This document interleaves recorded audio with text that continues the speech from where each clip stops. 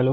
So here is a question that says a part of rupees 485,000 500 is invested at a simple interest of 5%, 15% per annum. The rest of the money is invested at the rate 10% simple interest per annum for after 2 years of the first investment. है ना? का मतलब क्या है कि 2 साल के बाद इन्वेस्ट किया गया है जो पहला इन्वेस्टमेंट था उसके 2 साल बाद, और टोटल इन्वेस्टमेंट हुई है 5 साल के लिए। ठीक है, तो और फिर उसके बाद दिया गया है कि when the percentage when the interest was that was accumulated was in the ratio 5:3। तो इन क्वेश्चंस को करने का अगर मैं बेसिक तरीके से जाऊं, ठीक है, जो कि सबसे सही होगा क्योंकि 7% लोग ही इसको कर पाए हैं, है ना, तो सबसे सही तरीका इसका बेसिक ही होना चाहिए।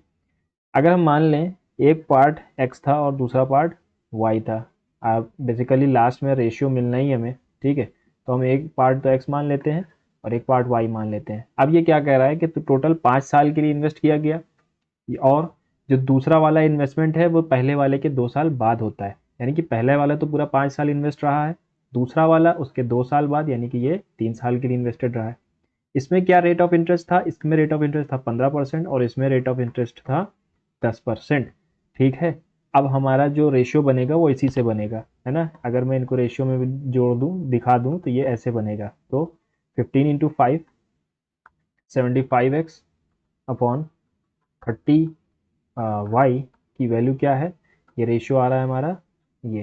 ठीक है, काट दें अगर 5 15 5 6 3 5 3 2 5 से 5 भी कैंसिल हो गया, तो हमारा रेशियो क्या निकल के आया एट लास्ट? 2/3। तो हमारा जो इन्वेस्टमेंट था वो किस रेशियो में था? वो हमारा 48500 ये 5 के रेशियो में था, और हमसे पूछा क्या है? How much is the second part invested. तो थर्ड सेकेंड पार्ट वाला कहाँ पर है? वाई है ना हमारा, ये एक्स अपॉन वाई आ गया हमारा, तो वाई हमारा सेकेंड पार्ट है। 5 9 ज़ा 45, 5 7 ज़ा 3 7 ज़ा 21, 3 9 ज़ा 27, 2900। हमारा कौन सा ऑप्शन इसमें से आ जाएगा?